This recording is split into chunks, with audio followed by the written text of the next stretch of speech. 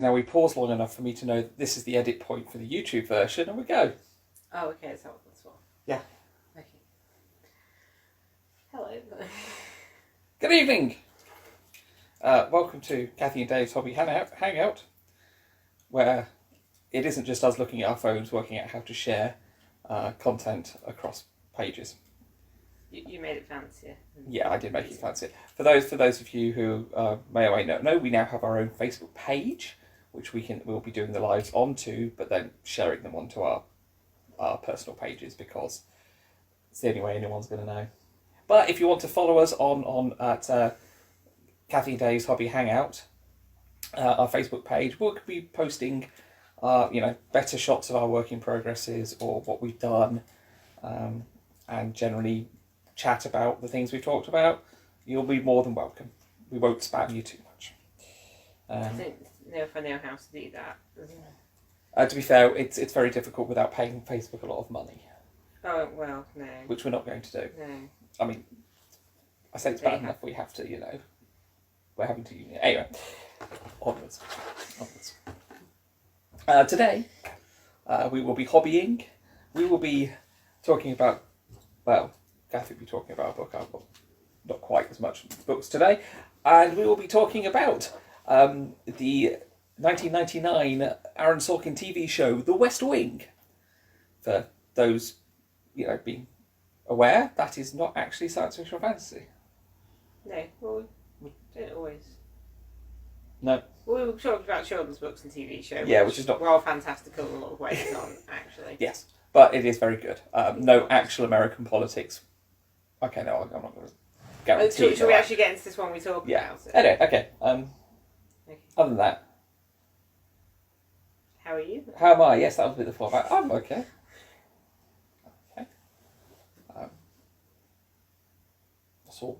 I had the record number of people in my library today. Not all at once. Do you mean like a record for 2020 or just post-lockdown? Well, record post-lockdown, certainly not this year. But yeah, record for post since we reopened. Cool. I mean, 12 doesn't seem that many across 4 hours, but for frankly, that's good. Also, presumably they all had to take like 2 meters apart as well, so they had. Oh no, we did have 12. That wasn't 12 at once. Our capacity is 8 anyway. Oh, okay. There's 12 across 4 hours. All right. Well, that's probably safer then, isn't it? Yeah. We have a lot of space. Come down to Franklin Library. Make my issue figures look slightly better, please. But don't bring 8 friends, because then you can't all come in. No. 7 friends, and hope there's nobody else in the building. You're all good. Anyway. It's a weird friend room. Also, I don't think you're supposed to go place with No, friends. we can't. I think if you see a friend at a library, it's fine. But you can't arrange to see the friend at the library. If they just happen to be at the library, then it's fine. Oh, let's not go into the minutiae of because... We're in medium tier of... No, high. We're high. We're in the middle tier, but it's not medium, it's high, because the scale starts at medium, like it's soft drinks at a cinema. Which you can go to, but like hardly anyone is. Then hence all the films are messed up or something. Yeah. Yes. Yeah, that's not going to... There's no small or regular, just medium. I believe technically, if it looks like some people have come to the library in a group that aren't in the house or bubble, I have to split them up. How do you tell if they're in the house I don't know. I don't know. Seems like it's not really your business. Oh, it's yeah. Anyway, enough with these people look like they're related. Enough like, that's not how it works. Enough with my random issue, things with that. How are you? I'm okay. Yeah. Kind of just getting on, mostly working from home. Although I am actually having a day in the office next week, so that could be good because I went to the office last month to get rid of a load of stuff, but then. Right before we were going to start going to the office, we were told we didn't have to, apart from every so often. So yeah, that. Do you feel a bit better now? You actually you're working from home for a bit. I think so. I think what happened was I was in a holding pattern waiting to start working from the office, and then we were kind of given the choice. It was like if you find it uncomfortable working from home, or it'd be better for your mental health to be in the office, do that. And I was a bit conflicted because I already go part way to the office to go to the nursery. It's like, should I just go the rest of the way? But then it's like, oh, the office will be cold, and at one point you couldn't use the microwave, although I'm told you can now. And it just seemed like it'd probably be uncomfortable, and like I've got a reason not to be in the house. So yeah, I think it's just that then judging from the fact that what I thought was a holding pattern is now actually my routine. So yeah. No, that's fair enough. Knowing is being more comfortable with knowing. I mean, it's a that's good. Yes. Also, it seems like if anything was going to change, it's probably going to change more restricted. So. Yes. Who knows? Who knows? Mm-hmm. Certainly, my Magic 8 Ball doesn't. It is not. Do not base your your decisions around what a Magic 8 Ball tells you. It generally just says come back later. Right. I mean, it's probably getting a lot of traffic now, and no one's really sure what's happening. Yeah. Maybe it's getting a lot of politicians asking. That would explain a lot. Moving on. What are you doing today? What hobby are you doing? So it's a new thing in which I'm cutting stuff out with scissors. Rather than me cutting things out with snippers and knives. That's true. Well, so it's more cutting. Yeah, I hadn't quite decided what to do next with my sewing. I know I need to do a bit more on the cow, but I wasn't quite sure if I should put patches on the cow with fabric or if I should just colour in bits of the cow. And I was going to put some flowers on it somewhere, and I just hadn't sort of worked that out yet. It's I need to do a bit more planning on that. And then also, after the cow, I have to start doing human shapes, which is a bit daunting. Because unless anyone can come up with some alternatives for a... Yeah, I suppose I probably could do it. I did see something, when I ended up talking to somebody on Twitter about it slightly, and she had a 12 Days Christmas thing I think she'd embroidered, and I was a bit like, I'm trying to do something similar, but I'm a bit worried about doing people, because they're harder than birds, and she said just make them animals, because she had like a dog that was drumming and things. Yeah. But, so I just need to think about it. Well, basically, drummers drumming, you don't actually need to have a person drumming, you just need to be drumming. I mean, I did volunteer animal as an option, but you kind of implied that... Well, I haven't said I wouldn't do that. I was trying to think how to do it. You'd think it would be easier to make a picture of a Muppet out of felt, since that's kind of its native... medium? Yes. But actually making it 2D is a bit tricky. I think I need to actually look at the Muppet Babies, because they are 2D. Yeah. And then I can just, do that.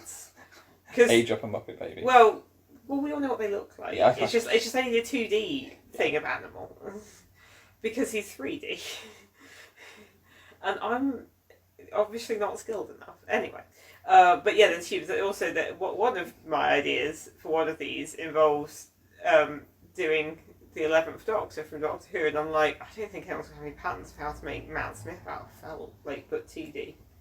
If that exists on the internet, please tell me. But not if it's creepy or weird. I was going to say, there's a lot of things on the internet. Yeah, well, it's just hard to search things sometimes. Anyway, it's hard to search the breeds of dogs. Or a specific dog. That will become relevant later. But yes. So what I'm doing now, I decided to just talk about what I'm not doing. I decided to do some cutting. So I was going to cut out Christmas cards. Because... you could cut out Christmas cards using to make new Christmas cards, to make Christmas decorations or tags or things. But then I think I need to talk about which cards to cut out, because a lot of them are yours. So now I'm cutting out Spider-Man, because you bought a lot of comics back that weren't being used. No, they'd get thrown away otherwise. Yeah, and you were a bit like, well, our son likes Spider-Man, we could just get a pile of comics, just cut out Spider-Man and have Spider-Man collages, or do some sort of craft with Spider-Man. So he did actually sound interested in that yesterday. So I mean, I've cut some out now. You could do it tomorrow when you're doing stuff with them. So yeah, that's what I'm doing. Is that a craft? That's cutting, is it? Yeah, it's a craft. Also, obviously I've not worked in libraries for a long time, so I don't do a lot of cutting out like I used to when I did work at libraries. That's fair enough. I was cutting out pumpkins earlier on today. But yeah, you see, cutting out is an important library skill, or at least for public libraries. It's an exceptionally useful public library skill.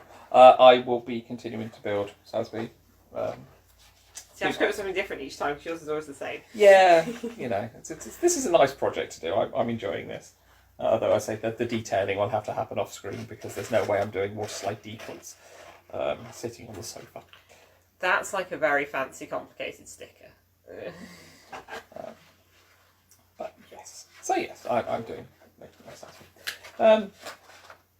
Today will be a continuation of the chest unit. For those who are taking notes about how far I've got. What do you imagine is doing that? Yeah, I don't know. I like to think that someone out there is I mean, I think it's fine if they're not. Yeah. As long as you know where you are. I know. Okay. Books. Yes, I remember the format. As I say, I'll just start with my book because I finished Calculating Stars. That was very good. I will dig out the sequel at some point to read. I'll put it on your TBR shelf. There we go. So not so much digging as kind of looking at it and going, oh, there it is. But I haven't actually started anything else yet. Is working libraries getting in the way of you reading books? Yeah, it is terribly. Oh, how much was I doing before when we were actually on lockdown? I was not actually reading as much. I was just thinking it's sort of funny because like sometimes people come in. Well, did we have this once? It's encouraged libraries a bit like, oh, I'd love to be able to just sit and read all day. And I was, I mean, you couldn't say extra because of service role. I was like, yes, me too, but yes, I'm here. Working. I do have the first of the Witcher novels to read. Oh, okay. Oh, it's all right. Manuel's going to write it down. It's fine. It's all good. We've got someone taking notes. So just you should realise it would be Mal. Okay.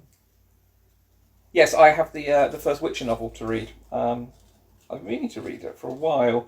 Enjoyed the TV show. Looking forward to seeing the second season. Has that got picked up again? Oh no, I didn't know that. Yeah, they've recorded it. Okay. But never played any of the games. I know someone might feel that's a bit heresy, or at least I should. But my gaming collection is more than I've got time to play. So one day I might get around to it, but at the moment I will read the books and see what they're like. I mean, I don't know, but I feel like just from watching the TV show, you could tell maybe there were books about it. I couldn't necessarily definitely tell there was a computer game. But then, I suppose most computer things I've seen that computer game adaptations of films. Yeah, I'm not 100% sure of the relationship, how close the film and TV show, the books and the... Well, I guess it was Defiant, so that was its own whole interesting thing, yes. Wasn't it? But I mean, for The Witcher, I'm not sure that where the TV show's taken most of its. So I will be interested. As I say, it was, and I keep meaning to read more fiction from non-English natives. Between non-British. Well, not American. Not American or not Anglophone. There we go. Something like that. Because I mean, okay,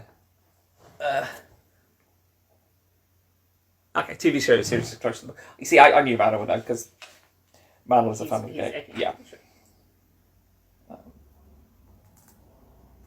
So I'm sure if I needed suggestions on which game to start on, he would happily provide it. While shouting at me to finish the Batman game. Where was I? Oh yes, reading more books by non-Anglophile authors. Anglophone. Anglophone. Okay. So I was thinking about cutting out some of these sound effecty words and things where it goes stuff like clang and whip. Well, there's got to be a whip somewhere. These are very badly spelled. I don't think this is going to be very educational. It says font and it's spelled with an F. And it just looks like somebody can't spell. I was looking okay, that's bad. No. No, it says font but with an F. So, well, it's simplified spelling, certainly. Yeah. Yes, because there is lots of excellent science fiction fantasy out there that is translated. I just don't always get to read it. Because I've enjoyed, and this is where I'm going to completely forget his name, but Three Body Problem. Can't remember the author now. Cixin Liu? Yeah, something like that. I'm just doing that from memory. And I'm also not great. Again, this is where the Facebook page will come in handy, because I'll be able to go back and put in the information. So that was quite good. I do need to get around to reading some more of that series, and we've enjoyed the Night Watch series by Sergei Lukyanenko. Right on your set, and then you said it badly now. It's Sergei Lukyanenko. Yes. We probably need to work on how to say things. Yeah, but that was very good. That was although the book titles are somewhat of a what was it? Misnomer. The misleading. Yeah. The book, The Final Watch, was not the last book in the series. That was confusing because I stopped. Mm-hmm. Yeah. It says, this will be the last one. It says final. No, there were more. No, they're very good. Anyway, what have you been reading? Oh, yeah. Yeah, I thought I'd let you have a go. Yeah, that's fine. Sorry, these Spider-Man comics are hard to cut out, that you think. He's quite often just across the page and things. Anyway, I am currently reading Snuff by Terry Pratchett, which is one of the later Discworld books. And I think the last Watch one, so we could perhaps do that later when I've actually read this. I'm not very far through it. I've only recently begun. I suppose I haven't finished the RJ Barker one last time, have I? But so far it seems pretty good. It's one of these Sam Vimes, who's they're kind of ensemble books, but Vimes is the main character. Usually, take him out of the city. Yes. Thing, but this time he's gone to the country, but like rich person countryside, because he's like fancy, although he doesn't really want to be. And so far there's a weird bit where it's like, oh, this is like Discord does Austin, but with Sam Vimes in it. So which I feel like completely went over my head. It seems like they kept talking about balls and people visiting each other, and people having making marriages. And there was a girl called Jane who wanted to be a writer. Yeah, I'm just saying it went completely. I think Sam Vimes has just suggested the thriller genre to her, though, the crime thriller genre to her, though, as a thing, without really knowing anything about books or writing. But yes, yeah. So that's all right. There's obviously more. Well, it's at Pratchett, so he's always setting stuff up and things. And I feel like Veterinarian, the last couple of books, there's a lot more about him. Like, he's never been a main character. He's always like this sort of force who's in the books doing things. But there's, certainly in the last Moist book, and then also in Unseen Academicals quite a lot, he was in it quite a bit. And this he was only in the first bit, but it seemed a lot more like the focus is on him and what he's doing there, and like more personal rather than just how other people see him. Yeah, he's been a bit in Raising Steam as well. Well, I wouldn't be surprised. That's obviously a very Ankle Porky one. Yeah. So, okay. Yeah, anyway, so I'm enjoying it so far, but not very far in. Just waiting to see what happens, and then we could probably do the Watch series at some point soon. I've got lots of things to say about that, and it's also very topical. Yes. Well, we can worry about that another time. I'm sure we could have a one where I haven't actually seen the thing all the people are not happy about. I've just seen people not being happy about it, so I'll just give this a miss. But yes. Anyway, should we go on to I think it'd be fun to do one and watch the trailer, not the trailer, the first episode, and do one and just see what we give our thoughts on it. Yeah, no, that's fair enough. I'm interested in trailers so far, hasn't it? But yes, shall we? Do you want to see the actual topic? Yes, we'll move on to the actual topic. We are talking about Aaron Sorkin's round 7 series from 1999 to 2006. That is 7 years. Well, you stole my notes, so. And by stole, I mean gave you the It just had those two numbers on it, and you said 7, so one of them started with 99. Anyway, yes. It's quite interesting because obviously there is a delay on when you see something and our comments, so I can tell exactly where we've got to by Manuel's comment. Okay, that's handy. Yeah. Anyway, I've now lost a sticker. I'll keep looking for the sticker later. So yes, The West Wing. It is unsurprisingly, a political, I don't want to say thriller, almost slice of It's not a thriller, life. gosh, it's a drama. No, drama. Here we go. Thank you. Drama is the word you use when you're not sure how to describe Yeah. things. A Dramatized. drama set in the West Wing, where with a Bit with American executive branch does stuff. We follow President Jed Bartlett. It's actually there's a bit of an argument about whether it actually starts in his first year or whether it was already a year and a half into his first I thought term. it was a little bit in. It start with it's kind of implies it's his because they're doing the prep for his first State of the Union. But later on, it's actually it's a year and a half. Time is weird on TV. Yeah, it's not really that relevant. But it follows his and goes through his. It definitely is. It makes sense because it's sort of him being a newish president, going through his initial term, then his re-election campaign, and then spoilers, but it's from 2006.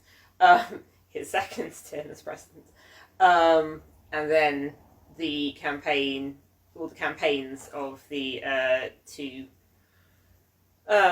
nominees to be his successor. Yeah.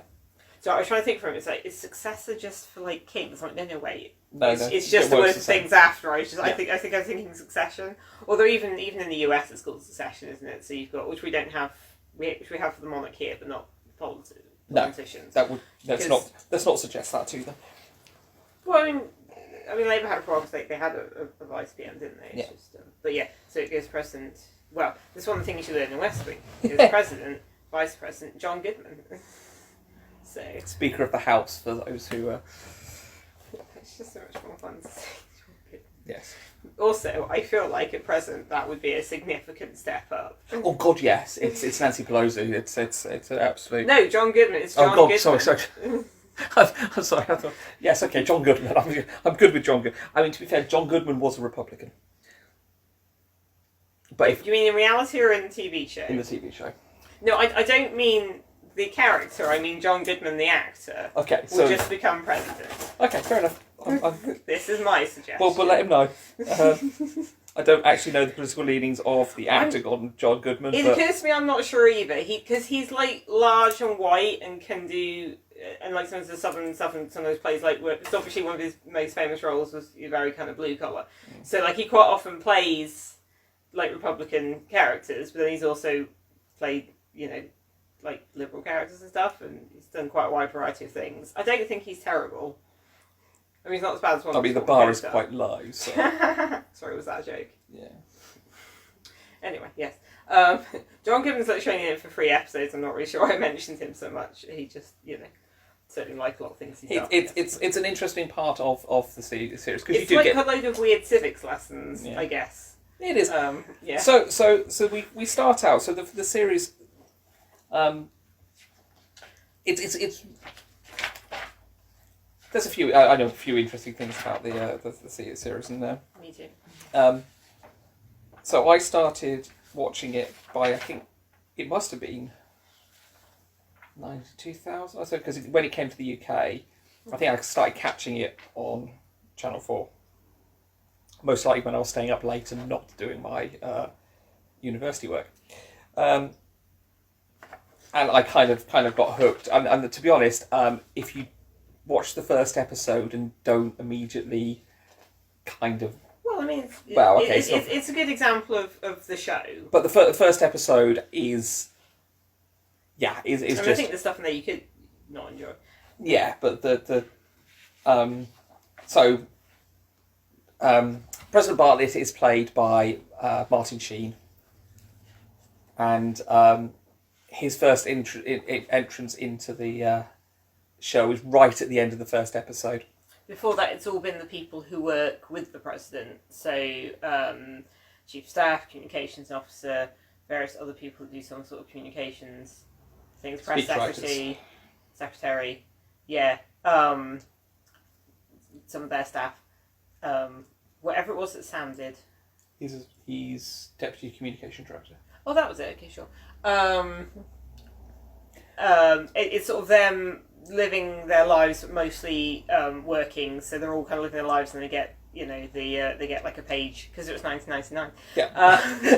So they get a page. So the page is excellent because it is just POTUS fell off his bike. No, POTUS in a bicycle accident. Oh, okay, something like that. Yeah, it is. That is the this is what these. He rode his bike into a tree. Yeah. So these there are all these characters out around. So they get called in, so then they have to go into work, and it's like, they work in the so so it sort of goes from their lives to their working lives. There's one of them that is on a flight, obviously back to DC, and desperately trying to argue with the flight attendant that he really needs to make a call because he's just got this page, and all he knows is POTUS in a bicycle accident, and a few others, and of course there is the innocent Sam. Can't remember his character's surname now. What are you saying is what? Well, because he's at the point this is all before the. Seaboard. Yes, that's it. Sam Seaboard. I was thinking alliterates. And I was trying to think of S noises. So he's because this is all before. This is the sort of cold open before. So basically, I think it's just the point is. Sorry. You go ahead. Yes. This is the cold open before the actual credits. You see these, and you see Sam picking up a lady in a bar, which becomes irrelevant later. And the scene right before the cold open is the lady sort of getting the pager again. This is relevant later for that episode, and going, you've got a page. POTUS in a bicycle accident. Your friend should get a better name. And Sam's there going, no, that's his title, President of the United States, and then it goes into the credits. Yes. I don't know. I enjoyed that bit. I feel like maybe we shouldn't go episode by episode. I wasn't going to. Sure. I just like that. That's an introduction to the series. I like the cold open before the credits of the pilot. Okay. Because it introduced, you started seeing a lot of the characters, and it, some of that actually follows on later in the series as well.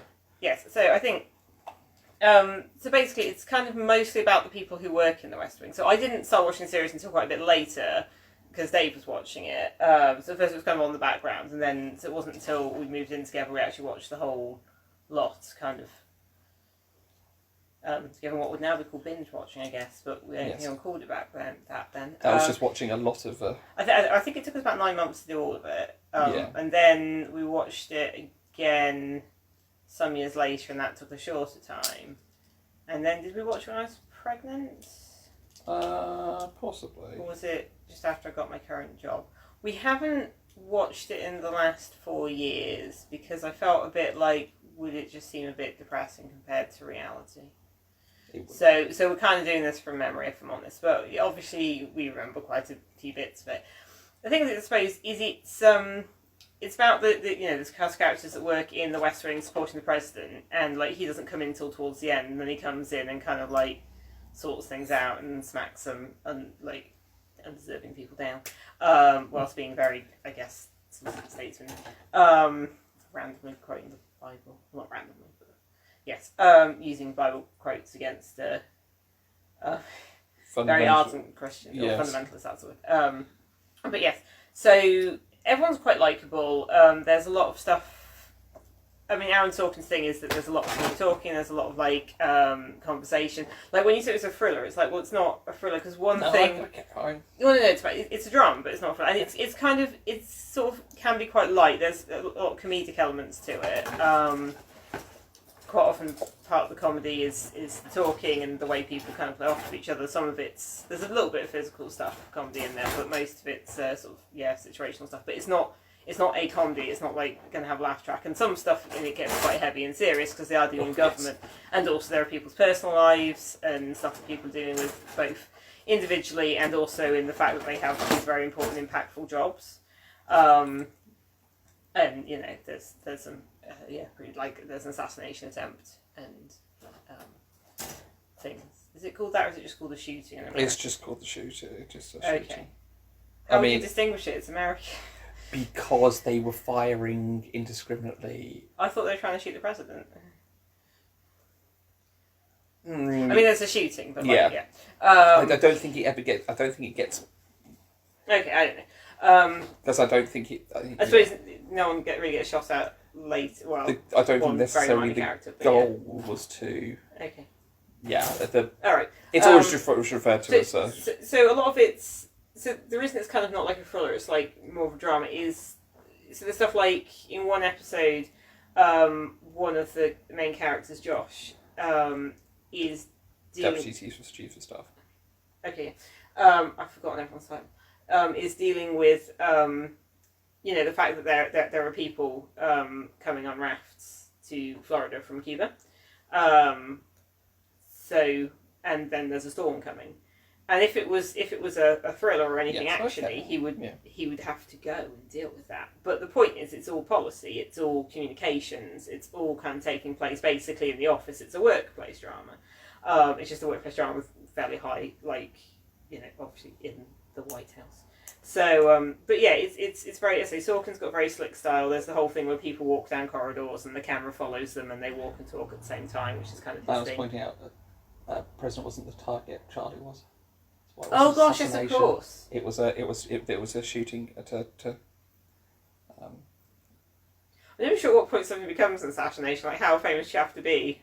I think if they'd actually killed the president, then it would have been an assassination. Yeah. But at the point where like, it was assassinated Archduke Franz Ferdinand, was Martin Luther King assassinated, or was he just murdered? I mean, it's all kind of murder, really, isn't it? It's just categorising murder. Anyway, yeah. Oh yes, of course, it was racist. Yes. The thing is, so it was in 1999, and then there'll be stuff that gets mentioned, and then you watch it in like the early 2000s. You're like, oh, okay. And the first time I watched it, everything was new, so getting into it. The second time I watched it, I was a bit like, which would have been in the early 10s, something. I was like, oh, a lot of this is still a thing. Yeah. And now it's like, it's still a thing. Oh, I think worse. I think there's some excellent episodes to watch. Yeah, there are some really good episodes. There's some that really there's a lot of really good guest stars as well. A lot of people that come on for a little bit. So James Edward Olmos is in it as is he a Supreme Court Justice? No, he's a nominee for Supreme Court Justice. That was it. Again, rather timely. Well, there's a whole episode about getting people on the Supreme Court, which and then there's Oliver Platt's in it for a couple of episodes, and that's very funny. There's one random episode where Matthew Perry's just in it, which obviously at that point was a bit weird, because like, he's in a sitcom where he plays like a guy who's a bit of an idiot. And then he was in it, and then later him and Bradley Whitworth, who plays Josh, would go on to have a different series with Aaron Sorkin, which was fairly fun.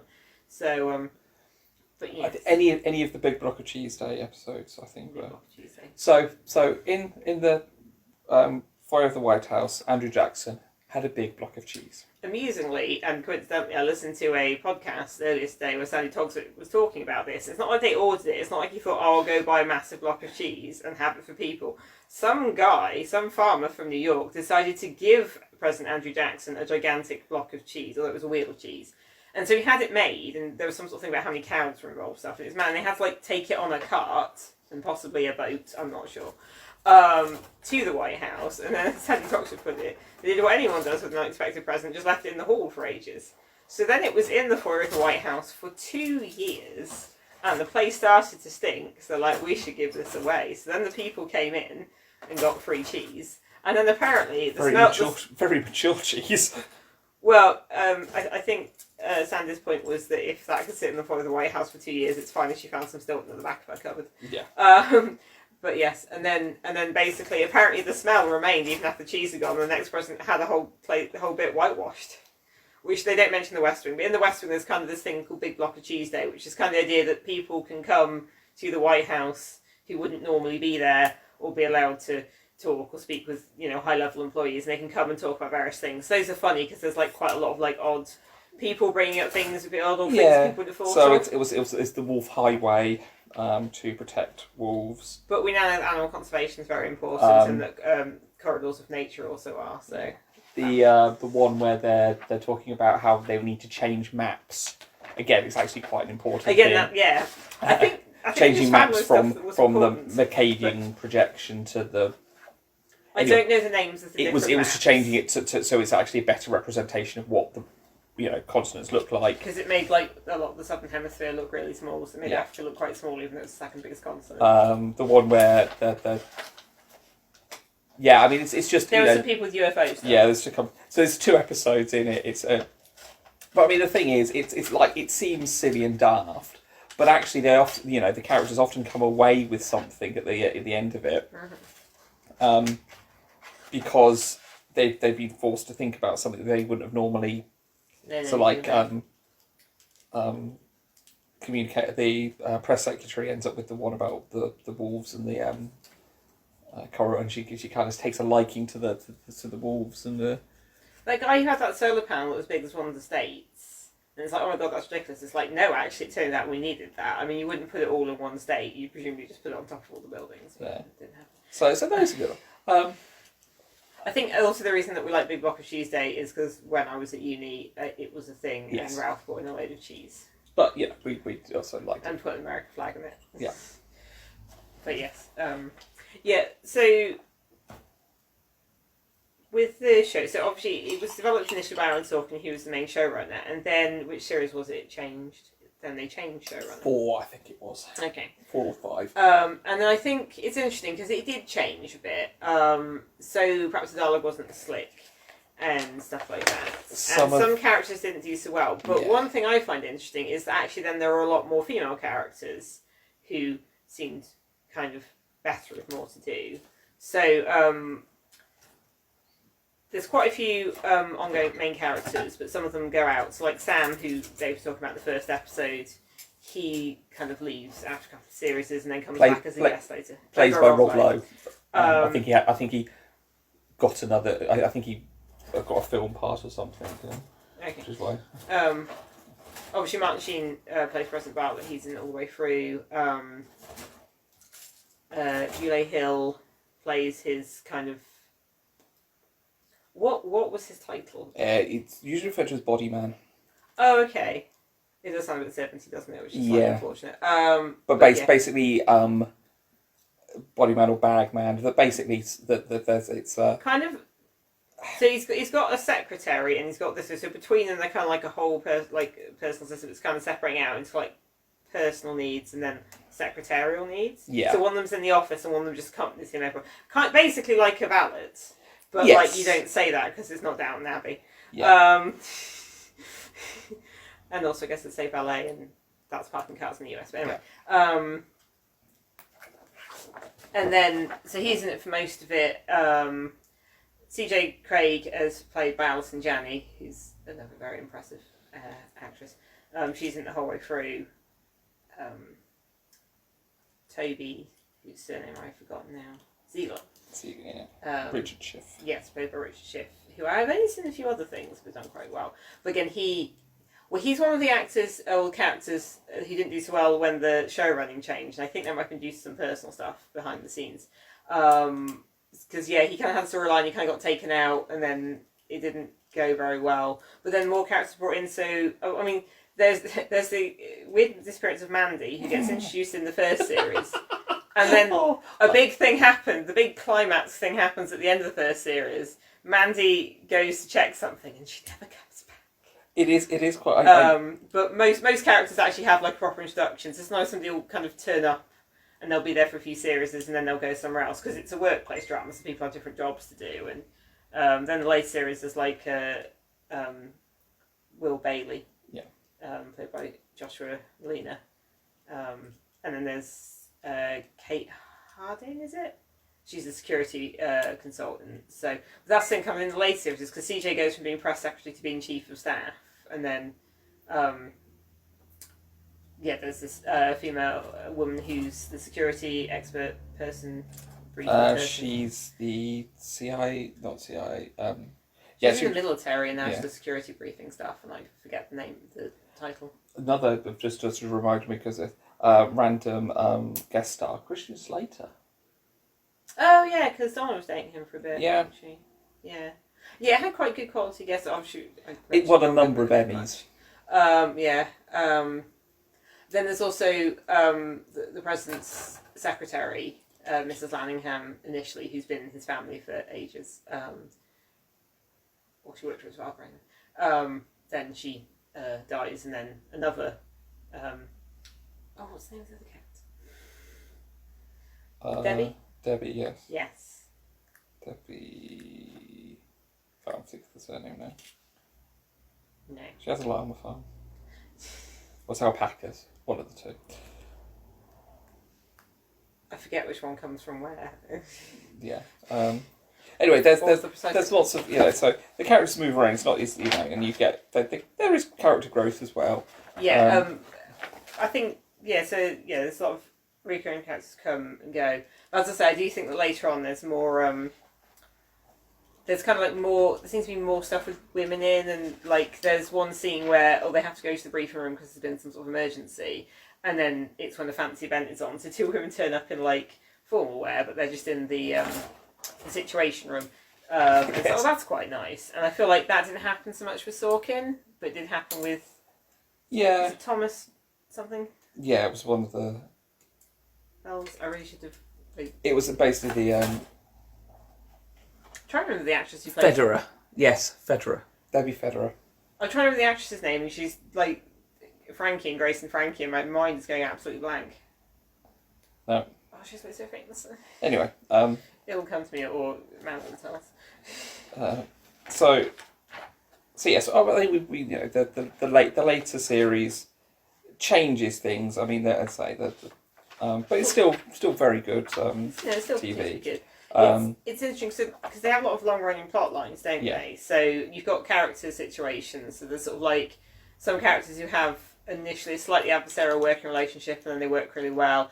And then there seems to be some sort of like romance there, but they slow burn it for ages. And it's only when he kind of takes her for granted, and then she gets, then she leaves the job, which is fair enough because it would have been a bit not great for him to be in a relationship with his assistant, and then they end up working different things. Also, because the last series is about the campaign for the new president.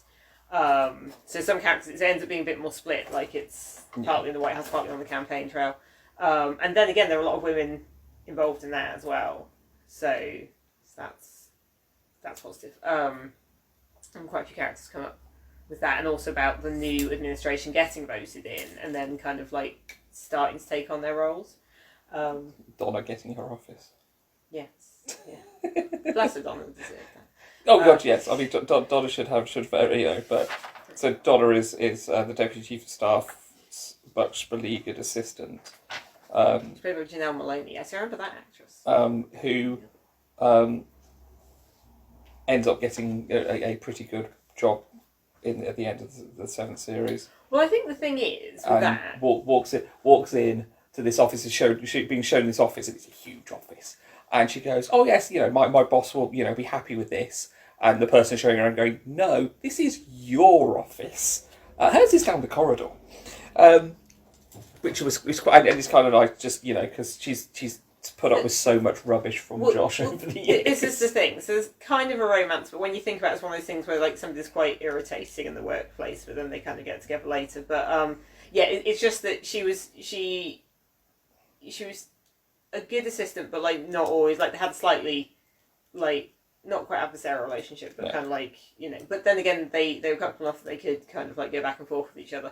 But then he never. This is the whole point. She wanted to do better, and he just liked having her around and took her for granted. Absolutely. She left, as she absolutely should have done. And then she got a load of experience on the campaign trail because she starts working for a different Democrat nominee until and then the campaigns merge, I guess, when they get the final nominee. I think that's how it works. Anyway, it's good because she and then people are coming to her saying, what job she wants. I think doesn't somebody try to offer a job? And she's like, I'll see who I know that can do this. Like, no, we're asking for you. Yes. So that's good from a career point of view. CJ, again, going from being press secretary to being chief of staff, that works quite well. Well, I mean, I think when I first watched it, I was a bit like, okay, but then I obviously like sort of worked. I like obviously the fact that they gave it to, rather than just giving it to the deputy, they gave it to. Well, because he then left. Yeah, no, but I don't know how realistic that would have been for the press secretary who got chief of staff. would they? I don't know. I well, I mean, one of my things put here was it a bit too idealised? I think everyone liked the fact that CJ got the job. Whether actually you could have said she had the experience to, because she ends at you. There's a difference to being press secretary to being in the Situation Room with the president. Yeah, which shows her kind of like learning. Oh God, yeah, and also, if we look at Flash, we won't want to from reality. Oh yeah, it's not like she got hired just because she agreed with everything the leader said. No, which is kind of how things work here and there now. I'm not saying, you know, I'm. It was just one of those things. I just watch it and go, okay, I'm not. I'll just go with the immersion, you know, go with it. And obviously she steps up and does. I feel like there's a lot of other stuff that's more. I just don't know what the. There's also the fact, like with long run sort of plot lines as well. The fact that was it the first or second one of the early episodes, they basically outlined something that's then a plot later on. Yeah. There's sort of like hypothetically, if this happened, yes, goodness, and then later it's like this is just the big. Was it mid-season or across like? No, it was the end. End of season thing. You know. It's like, this is familiar. But yeah, it's got some... Yeah. I think, so one of the other things I want to talk about. Music. The music. Oh, okay, I didn't have that written down, but sure, go ahead. So the theme tune composed by Snuffy Walden. Great name. Certainly, you know, is very... I'm not going to hum it or anything, but it is very... anthemic, and you definitely recognise it's one of those theme tunes. You know, you hear a snippet of it and you go.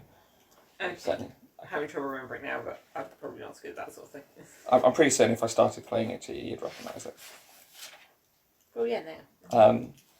But also their usage. Some songs they use at various points. Because certainly every time I hear Brothers in Arms. You think Two Cathedrals? The Two Cathedrals episode. Yeah, I think there's used some quite iconic music for some quite emotionally charged moments, but I feel like a lot of shows do that. I'm just saying that those are they've used a few other tracks that I thought they. Thump's been spelled correctly here. Well, obviously that the other thing was. Well, I think it's supposed to sound more of a sound effecty, but it just said thump, but with an F. So that's just a misspelled word at this point. Yes. But yes, I've enjoyed the music, and there's definitely some good tracks in there that say Two Cathedrals, and Two Cathedrals is an excellent episode. So that's the last episode of season 1. Where a lot Not season 1. Season 2? Season 2, sorry. Yeah, because season 1's the shooting. Season 1's the shooting, yes. So. Still, very good episode, whenever it turns up in the series. There's also, I mean, one of the ongoing plot things is Bartlett's health, which is kind of, sort of builds up, becomes a whole thing, and then dies down. There's stuff to do with foreign policy. There is an assassination. There is an assassination. Isn't an assassination when a foreign power does it? I don't... Again, it's just definitions for categorising murder. Yeah. So there's some kind of like Vegas scandal stuff. There's quite a lot of stuff of them trying to get things done, and it doesn't quite get done. But something happens, which I think is kind of how politics is supposed to work in America. Yeah. They don't win every time. No, isn't there even a bit when he comes towards the end of his presidency with like, let's just get all this stuff done. Yeah. And they still don't get all that done. So it's not all. I think it's kind of played more like personal wins and we made things a bit better. Yeah. And stuff. And there's a lot of stuff about getting amendments through and getting stuff with bills, which you see a bit of. Which again sounds kind of dry, but again they put a lot of like personal stuff into it, so it's like, this character really needs a win, or they get very involved in it. Even if I don't think you see a lot about who it's affecting and how, you just get odd bits where you see how it's affecting other people. But then there's stuff like 24 Hours in America. So that's when they're campaigning for Bartlett's re-election, and 2 of the senior staff they lose the motorcade and they get stuck in America, and they just have to travel profiles. Amy Adams is in that. She's another quite high-profile actress now. So they're just travelling through somewhere in the middle of America. It's one of the places where there's a time zone in the middle of the country. They did we live in Britain. That seems strange to me, but in fairness, China went for not doing that. But it's just so amusing that they end up missing a train because no, they missed the motorcade. No, then they missed a train because of the time zone because. The locals already know that. Yeah, they just completely didn't realise the time zone had changed. Standardised time was invented because of trains. Because it used to be there'd be a different time in like Bristol than London, and you'd have local time everywhere. And then people were like, we can't write a timetable with this. Well, it's nonsense. Which is fine, it's sensible. But yes, that's. But it's kind of showing that they're going through and having to. Okay, that's not fitting right.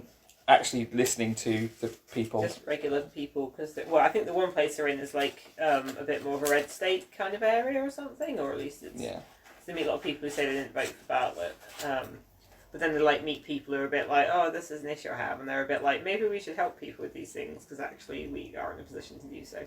But I think that's where the idealised thing comes in a bit. Yeah. Like most people are there. There's a lot of, I mean, it's politics. There's a lot of ego. There's a lot of manoeuvring. There's a lot of like. Back and forth, but then there's usually like most characters have like have something great that they want to get done or they see they need to do, which I'm not sure is actually how things work. It's like I've heard people do criticism Parks and Rec as well. It's a bit like your local officials aren't these nice people who want to really really do well. Those people who want to get these posts for probably slightly more. Selfish, self-aggrandizing sort of reasons, but well, we can live in we can live vicariously in an ideal world, whatever. Well, for a while it felt like we were almost in it. So in the final series, the kind of almost wild card presidential candidates for Democrats, who's kind of found and encouraged to run for president by Josh, is Matt Santos, who is is it congressman? Yes. Congressman from Texas? Yes. Okay, and he's Latino, although his wife is white. And then, so he sort of runs as this, and he's played by Jimmy Smits, who's another, I mean, he then kind of becomes the main character because it's about the campaign. So there's all stuff like where he kind of starts from the back, but then he builds up, he builds up kind of, well, he wasn't. He support and stuff, and then and then he eventually gets nomination. Then it's him against the Republican candidate who was played by Alan Alda, and his name's Vinnick. Yes. Yes. Vinnick. But he's like one of those nicer Republicans you see on TV, I guess. In that somebody said he's a little like McCain was a bit like him, so he's sort of like kind of on the moderate side. And in fact, actually. The guy who ran Bartlett's re-election campaign goes to work for Vinnick because he feels like, yes, he's a Republican, but he's quite a moderate one and could actually win all the states. Like he's in the middle. Which in this polarised world is a bit like, oh goodness. Yes. But yes, but the thing that's interesting, I think I actually saw one of the newspaper entertainment section do a thing saying spooky, because what happened was that Matt Santos was based on an up-and-coming politician from Hawaii. No, Chicago. No, Chicago. Yes, was it Chicago? Anyway, he's based on Barack Obama. So, and obviously in the West Wing, it's a bit like, oh, this guy's running for president, but he's Latino. And then, so then I think I saw this newspaper describe it as like, oh, like Barack Obama was kind of an inspiration for that back when he was just I never know what the difference between congressman and senator is, but like one of those. And then, it said so sort of like art imitated life, but then life went back and imitated art a bit. Yeah. So for a while you're a bit like when Obama got elected, you're like, oh, okay, well this is fine, and then Turns out we weren't living in quite the timeline we thought we were. No. Well, apparently people at CERN are going to like talk to a parallel universe or something, and it's like. These headlines, I don't know what I'm supposed to do with this information. Well, if they can get any information on it, if their parallel universe is better, do you think we can go over there? Who knows? I'm sure it's quite complicated. Also, you're the one that knows about physics. Okay.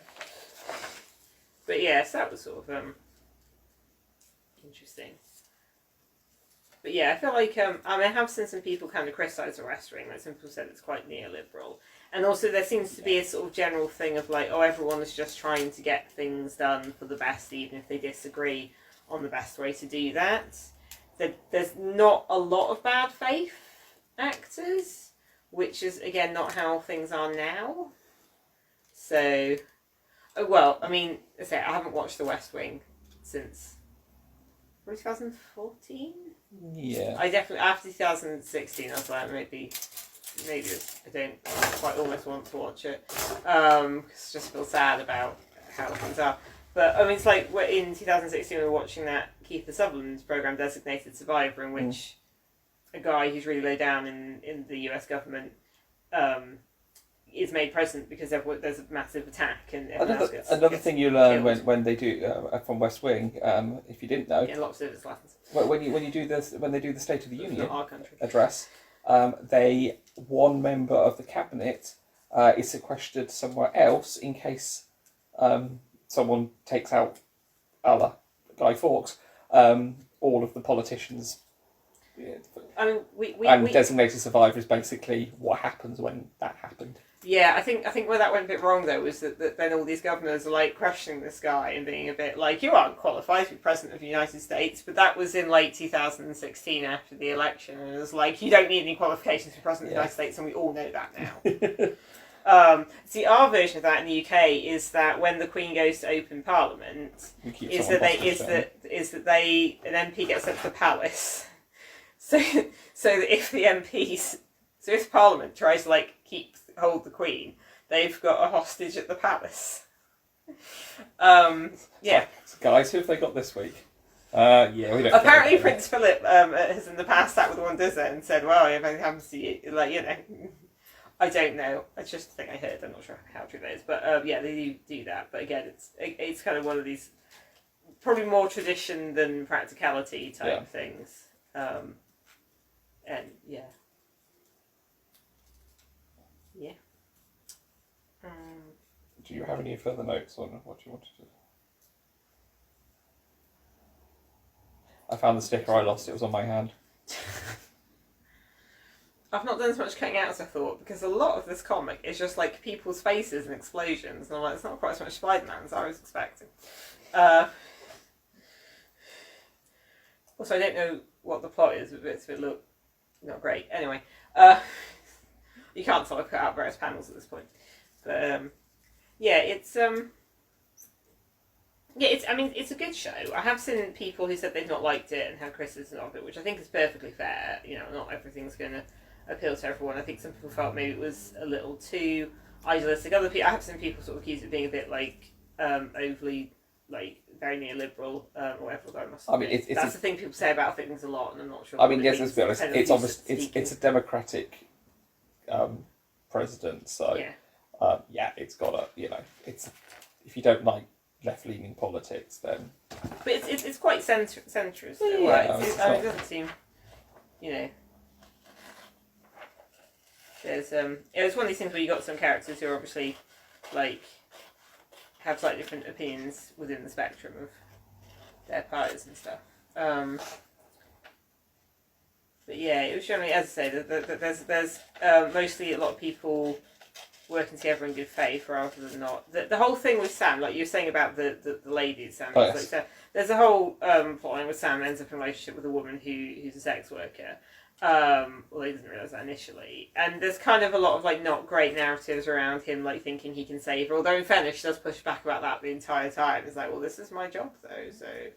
And they do at one point try to like use her because she works in Washington, so obviously they're a bit like, can you give us a list of your like Republican clients? And she's like, well, should I give the Republicans a list of my Democratic clients? I'm going to say she's sex worker, she's also an escort, so things, extra things. But yeah, it's kind of not the best that bit. There's stuff like that in everything, where. Well, I think that yes, it wasn't ideally handled, but on the other hand, it wasn't.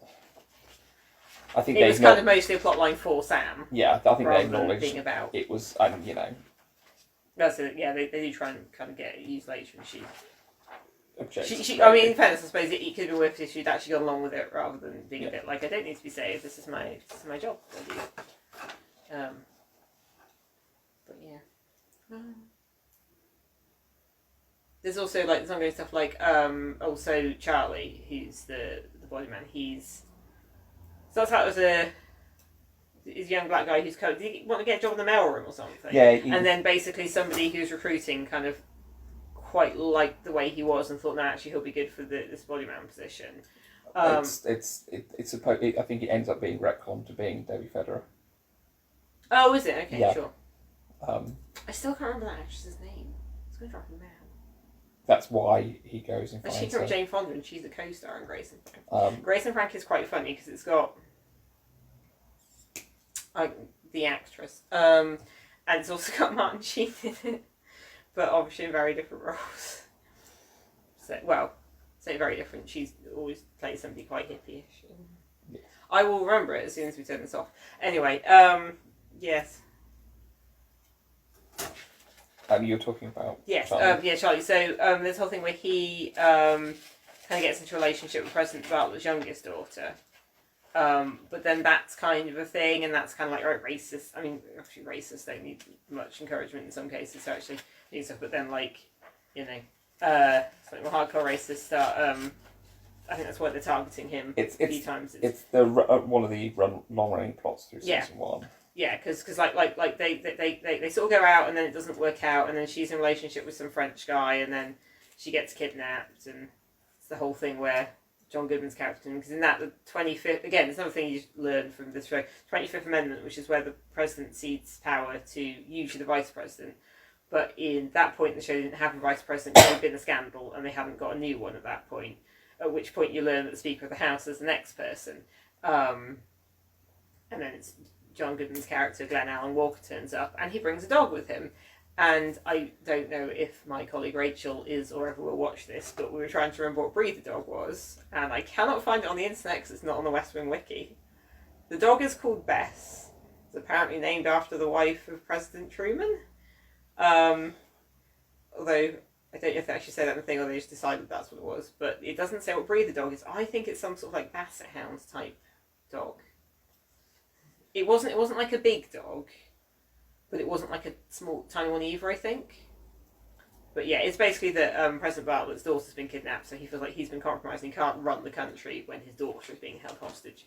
So there's that. But then later it turns out like they are a couple. So it's President Bartlett has three daughters, and so you see they turn up every so often, and there's stuff about them. And there's actually a White House wedding. Because one of them gets married, but she's a scientist or a doctor, and she gets married to another scientist, and then they've got this White House wedding. So, like, the members of the British royal family are there, and lots of dignitaries, and then people start playing dignitary bingo and stuff. Because they're a bit like, well, look, we have the White House. If you want to get married now, you might as well. There's also the fact that the wedding needs to take place quite quickly because she's already pregnant. But, like, not in a shock anyway. Just, these things happen to people sometimes. And that's also the other thing, I suppose, because President Bartlett's very Catholic, but he doesn't impose his Catholicism on others. No. In fact, I think there's actually a bit where somebody else, another character, ends up having children out of wedlock, and it's a bit ashamed to tell him, and he's like, "Oh, because your Catholicism." And he's like, "It's my Catholicism. It works for me." Lily Tomlin. Sorry. Lily Tomlin. Oh my God! Yes, thank you. Lily Tomlin is the actress that plays. Because otherwise, I was not going to get any rest. Someone was not going to get any rest. The main actress alongside Jane Fonda in Grace and Frankie. I don't know why I couldn't remember her name because she is amazing, as also is Jane Fonda. They kept getting arrested places for protesting stuff. Yeah. I think Ted Danson was with them once too, and also the guy that plays Jason in The Good Place. Well, yeah, fair enough. Yeah. Anyway, yes. Yes, so... But yeah, that's not, again, a relationship thing. There's also President Bartlett's wife, I haven't mentioned, Dr. Bartlett, is played by Stockard Channing. She's amazing also, because she just turns up and, tells them what to do a bit, but then also she's very complicit in the whole health thing, because obviously she's a medical doctor, so she knew his health was bad, but then they kind of covered up, so she was kind of medicating him, for the illness that he pretended he didn't have. But at least it got found out, and he eventually came forward, and this was the whole thing that happened. They did damage control and dealt with it, and they didn't just pretend it wasn't a thing, ignore any asking for it for like. And making the doctors sign NDAs. But yes, West Wing, an excellent TV show. It's very popular, I think, with people who like genre stuff, even though it's not at all genre. I think it's because it's how it's written. I think it's well, maybe there's just a lot of people that we know. True, yeah. I think it's well written, very enjoyable characters. It's got nice mixture of long running plot and standalone episodes. Yeah, it feels like it kind of should be how things work. Probably Yes. never has been how it actually works, but it sort of feels like it should be a bit. Yeah. So, is it tomorrow? So yeah, so part of the reason for doing this today, other than it was on the list of ones we might talk about, there is actually a reunion special which is they have recorded a socially distanced, appropriately, etc. I think No, it's on stage. Oh, is it? Oh, okay. Oh, God, yeah. I just assumed it's like all those things where people do like cast readings from their houses. No, they've done. Okay. It's full stage version of the Hartfield Landing episode. It's in season 3. Bartlett's playing chess with Toby and then Josh is worrying about the first results from one of the early primaries. Oh, okay. I don't remember that one so well, but I'm sure I remember when we went and saw it. Yeah, so they've done so it's a full theatrical. It's in aid of encouraging people to vote, basically, because obviously American election year. So they've got. And it's so hard to vote there. I keep seeing pictures of lines. It's like, what's happening here? And yeah, so they've got all the cast back for it, all the main character cast, obviously except John Spencer, because he died. Yeah, that's kind of the thing, because his character was because he played the chief of staff, Liam McGarry, and he was obviously a major part of the show, and he was like President Bartlett's best friend. And in fact, when Josh goes to find Matt Santos, it's a bit like you need to find somebody who could be your best friend or something. Yeah. But so the actor died, but they knew he had health problems. They kind of had Leah's health problems happening. But then there's like a scene with his funeral, and you're like, is it the cast or the characters crying? And it's like probably everyone. So that's crying. Yeah, he died just before while they were filming the last few episodes of season 7, and it's quite. No, you've got dust. People have to cry if they're sad.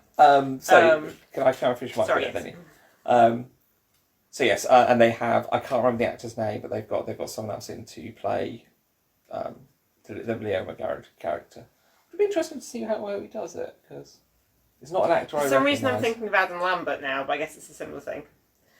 They have not got Adam Lambert. Well, no, not that they've got Adam Lambert. It's just the same kind of thing. It's like, this person who's in the original thing has died now, so we just need somebody to do it. That would be an interesting... Yeah. No, I just meant it's the same kind of thing. Yes, no, I know. But anyway, yes, so that'll be... that's on HBO Max. I have no idea how to get it in the UK. I will be finding out at some point. I'm sure it'll end up on YouTube. Sure. Because I would be quite interested to watch it. Cause, that's fair enough. I've seen a couple of the trailers, and obviously they've aged a bit. And but just being able to go, because they've supposedly put a few more bits. Aaron Sorkin's written a little bit more to go in. Sure. And there's some reasonably big name walk-on parts kind of thing. So I would, yeah. It's... No, that's right. I was just thinking, when you're talking about Leo, I was just thinking, because obviously also in the final series you get Kristen Chenoweth turns up, as I can't remember her character's name, but that's another lady who's around in things, and Kristen Chenoweth was pretty awesome. Although did she date Aaron Sorkin or somebody involved in the show? I feel like that's the thing I heard, but I might be getting confused with something else. I'm not sure. We're not big on Hollywood on sort of that's rumour mill. Oh yeah. No. Yes. Anyway, it's it's interesting also that a lot of the characters have their own Twitter accounts and things. Yeah. So it's all continued the things. Like, was it Donna is like a congresswoman or something somewhere? I feel like Oregon. I thought I mentioned Portland or something. and they talk about like her and Josh are married, and then they have some kids or something. And just like tweets these, and every so often the accounts will tweet each other. And then somebody recently did a sort of thing that on Twitter that people liked, which was kind of like the text of like what President Bartlett would be doing now. Yeah. If he were actually the former president who was still around. It's like, you need to make a statement.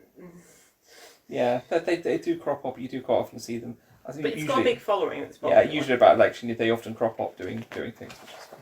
Anyway, we should wrap this up. That's fair enough. I was also just thinking when Martin Sheen did like a weird thing where with Paris Hilton and his son Charlie Sheen, where like if you want to be a fake president, it's Okay. like, it's like that. it was just some weird thing a while, like years ago now, where it's like, oh, Paris Hilton wants to be a fake president, and she's talking to Charlie Sheen about it. Charlie Sheen's like, oh, you should talk to my dad. It's quite random, I find, that Martin Sheen obviously ends up in a lot of Charlie Sheen things, because obviously, like, their father and son and stuff, I feel it happens less with Emilio Estevez, but also, I don't know, you just like the weird family stuff, because you stuff like you wouldn't expect him to be in, but then he is, because obviously Charlie Sheen's doing it. Yeah. I also quite like, because Martin Sheen's, he's somebody who's also quite activisty. Yeah. Like he's been arrested quite a few times for protesting against the US military and the way they recruit, especially from like black and Hispanic communities for cannon fodder and stuff. So yeah, he's been arrested a few times because he's half Irish, half Spanish, isn't he? Yes. Which is why Emilio Estevez, I think he's taken like Mothers. his grandmother's name. Yeah. Yeah. Yes. So anyway, but yeah, that's probably all we had to say. It was just stuff that occurred to me. I'm sure we can say more, but we'll wrap it up there. Right. I built Cathy cuts, and I put the chest unit on Sazabi. For those paying attention, the chest being that very small bit at the top. He's been doing leg day a lot, hasn't he? Sazabi does not miss leg day. He does not miss leg day. I'm looking at this thing on. No wait, that's upside down. But like, there is a lot of leg there, isn't there? There is a lot of leg there. He's very. It's not even bottom heavy; it's like leg heavy. It is. It is something about Gundams. They are very. There's a lot of leg to them. Their legs I suppose go that's where the rockets are, though. Yeah, they've got quite a lot of rockets underneath it, so it's. Sorry, it's just because I've been rewatching Community occasionally. It's like it's got legs at the end at the bottom of the torso. Very much so. I've cut out various bits of Spider-Man, but not as much as I thought. Cause like I say, there's just a lot of like close-ups of people's faces, and I think there's a couple of issues which has got some good full page. Oh no, I'm sure there is. Well, I mean, if they're too full page, I can't cut them easily. But yeah, like there's the moon. But yeah, I think I just kind of chose this at random, so I'll pick one from the very large pile of random comics we have, and we'll see who else we can cut out. I mean, there's some bits with Gwen Stacy, who apparently answers the door without her trousers being done up, and then I can't tell if anyone notices, but yeah, there's her and MJ having a chat or something. Yeah. Anyway, other than that, look after yourself. Stay safe. Yeah, stay safe. We'll see you. Thank you for joining us. Thank you. Yes, I will see you another time. Yes. Bye-bye. Bye.